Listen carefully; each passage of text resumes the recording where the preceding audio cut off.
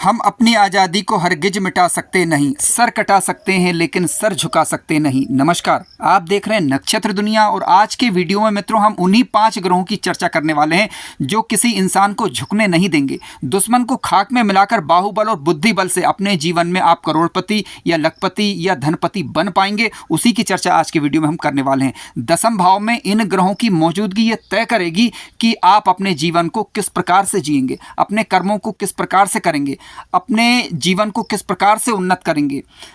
किसी के सामने हाथ फैलाने की बजाय आप कर्म को करना पसंद करेंगे और कर्म की बदौलत ही आप अपने जीवन को उन्नत भी करेंगे, भूमि भवन वाहन और सामाजिक पद प्रतिष्ठा को भी प्राप्त करेंगे।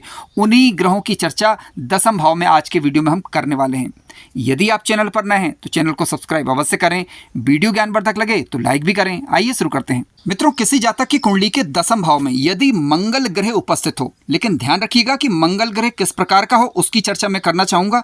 मंगल ग्रह यदि आपकी कुंडली के दसम भाव में है, यदि मंगल ग्रह मेष राशि का होकर या फिर मकर राशि का होकर या वृश्चिक राशि का होकर कुंडली के दसम भाव के अंदर बैठा हुआ है मंगल, तो इसका तात्पर्य है कि मंगल रोचक नामक पंच महापुरुष योग का निर्माण कर रहा है।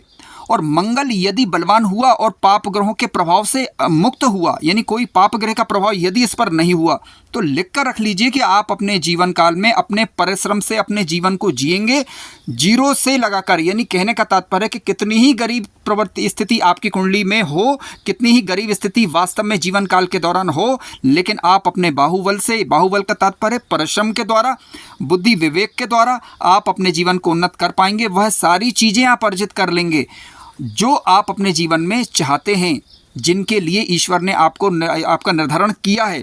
क्योंकि देखिए, मंगल ग्रह के पास है ऊर्जा, कार्य करने का जज्बा। यदि मंगल ग्रह बलवान होकर दसम भाव के अंदर बैठे हुए हों तो कार्य क्षेत्र में जबरदस्त प्रगति देंगे। इसके अलावा इनकी चतुर्थ दृष्टि क्योंकि कुंडली के लग्न भाव पर होगी, तो जिसके कारण जातक के व्यक्तित्व को भी यहाँ पर बल मिलेगा, जातक का व्यक्तित्व मजबूत होगा। और इनकी सातवीं दृष्टि क्योंकि कुंडली के चतुर्थ भाव पर होने से भूमि भवन वाहन का सुख ये दे देगी। मंगल की अष्टम दृष्टि पंचम भाव पर जाएगी तो जातक बहुत तेज तर्राट बुद्धि वाला होगा। तो सीधी सी बात है कि जातक अपने जीवन में सारी चीज़ें हासिल कर लेगा। इसके अलावा लाल वस्तुओं से जुड़े व्यापार हों, यदि आपकी कुंडली के अंदर ये स्थिति अनुकूल हो तो इसके अलावा रक्षा क्षेत्रों के अंदर जातक जो है काफ़ी उच्च पदों तक पहुंचता है। या यदि आप कोई सरकारी क्षेत्र में नहीं भी है तो आप अपने बुद्धिबल से द्वारा के अलावा आप पराक्रम के माध्यम से, राजनीतिक माध्यम से, ठीक है, अपने जीवन को उन्नत कर पाएंगे। मंगल ग्रह ही वह ग्रह है जो कि आप अपने शत्रुओं को, अपने कॉम्पिटिटर को, आप उनको अच्छे से कह सकते हैं कि उनको बीट कर पाएंगे। हालांकि इसके लिए आपको लग्नेश को देखना होगा, लग्नेश और कुंडली के छठे भाव की स्थिति जरूर चेक कर लेनी है। लेकिन मंगल ग्रह दसम भाव में बैठकर किसी व्यक्ति को किसी के भी सामने, एरे गेरे व्यक्ति के सामने झुकने नहीं देगा। किसी से भी सामना करने की क्षमता मंगल ग्रह देते हैं। जिनकी कुंडली के अंदर मंगल ग्रह मेष, वृश्चिक या मकर राशि के होकर बैठे हुए हों, मजबूत हों, किसी पाप प्रभाव में नहीं है, तो वो आप अपनी कुंडली को चेक करिए, आप पाएंगे कि इस प्रकार का प्रभाव आपके अंदर है। हालांकि यहाँ पर एक सावधानी बरतने की आवश्यकता है, वो ये कि आपका स्वभाव थोड़ा सा उग्र हो सकता है। यदि आप शांत रहकर यदि कार्य करने का प्रयास करें, यानी अपने आप को संयमित रख के शांत रहकर यदि आप कार्य करेंगे, तो आप ये पाएंगे कि निश्चित रूप से ये मंगल ग्रह अपनी दशा अंतरदशा के दौरान आपको बेहद ही तरक्की देगा। लेकिन अब यहाँ पर कुछ डाउट्स मैं क्लियर करना चाहूँगा।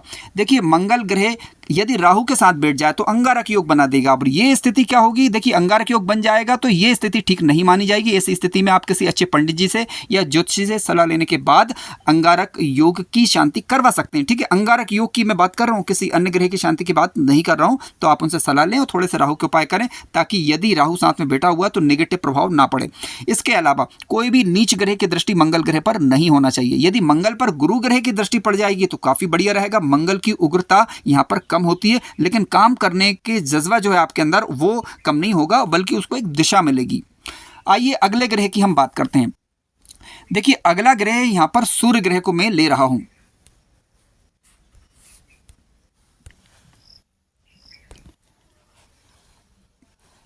मित्रों, यदि आपकी कुंडली के दसम भाव में सूर्य उपस्थित हों, ध्यान रखिएगा कि सूर्य यहाँ पर मेष राशि के होने चाहिए या फिर सिंह राशि के होने चाहिए। यदि कुंडली के दसम भाव में सूर्य मेष राशि के होकर या फिर सिंह राशि के होकर बैठे हुए हों तो इसे काफ़ी बढ़िया कहा जाएगा। इसका फ़ायदा ये होगा आपको कि राजनीतिक क्षेत्र में भी ये स्थिति सफलताप्रद मानी गई है, सरकारी क्षेत्रों में भी ये स्थिति सफलताप्रद मानी गई है।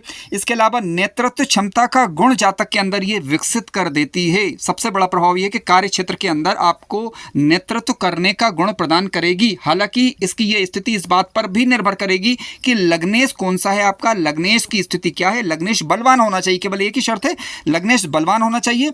और सूर्य यदि आपकी कुंडली के दसम भाव में मेष राशि का या फिर सिंह राशि का होकर बैठा हुआ हो तो सरकारी क्षेत्रों में, और इसके अलावा कोई भी व्यावसायिक सफलता आपको ये प्रदान कर सकते हैं। राजनीतिक क्षेत्रों में सफलता प्रदान करेंगे। जातक व्यवहार कुशल होगा और इसके अलावा अच्छे पद तक पहुंचने की क्षमता ऐसे जातक रखते हैं। राजनीतिक मान सम्मान आपको प्राप्त होगा। इसके अलावा कार्य क्षेत्र के अंदर आपका दबदबा बना रहेगा।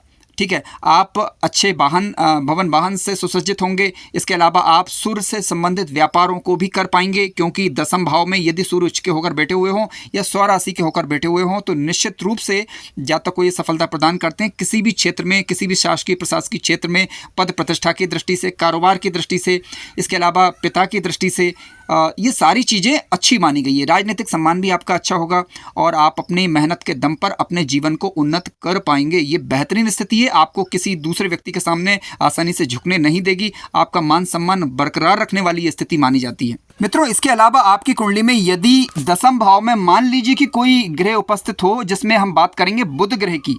यदि बुध ग्रह आपकी कुंडली के दसम भाव में स्थित हैं, यदि बुध ग्रह अपनी राशि यानी मिथुन राशि के होकर बैठे हुए हों या फिर ये कन्या राशि के होकर बैठे हुए हों, क्योंकि मिथुन राशि और कन्या राशि इनकी स्वगृही राशियां हैं, जबकि कन्या राशि में ये उच्च के भी माने जाते हैं। लेकिन ध्यान रखिएगा कि ग्रह पीड़ित नहीं होना चाहिए, इस बात का थोड़ा सा ध्यान रखें। यदि बुध ग्रह तीसरे या फिर 3 नंबर की राशि और या फिर कन्या राशि के अंदर बैठे हुए हों दसम भाव के अंदर, तो ऐसा जातक अपने परिवार का नाम रोशन करने वाला होगा। और इसके अलावा अच्छा लेखक हो सकता है, अच्छा सलाहकार हो सकता है, अच्छा मोटिवेटर हो सकता है बैंकिंग सेक्टर के अंदर, फाइनेंशियल सेक्टर के अंदर। इसके अलावा कोई भी टीचिंग वाली लाइन हो, ठीक है, यानी शिक्षक हो सकता है, अच्छा ट्रेनर हो सकता है, अच्छा मोटिवेटर हो सकता है, अच्छा वक्ता हो सकता है। ये स्थिति काफ़ी उत्तम है। यदि बुध ग्रह मिथुन राशि या कन्या राशि को दसम भाव के अंदर बैठे हुए हैं तो आप अपनी बुद्धि बल से अपना लोहा मनवाने की क्षमता रखते हैं। बुद्धि बल के द्वारा आप अपने दुश्मनों को, अपने जो भी प्रतियोगी होंगे उनको आप एक किनारे कर सकते हैं। धन की स्थिति भी काफ़ी बढ़िया कर देते हैं बुध ग्रह यहाँ पर बैठकर, और बुध से संबंधित कार्यों में जातक को ये सफलता प्रदान करते हैं। काफ़ी उत्तम स्थिति में से एक मानी गई है। धन की कमी समानता बिल्कुल नहीं होगी, बशर्ते कि पीड़ित नहीं होना चाहिए और बुध ग्रह के पास बल होना चाहिए।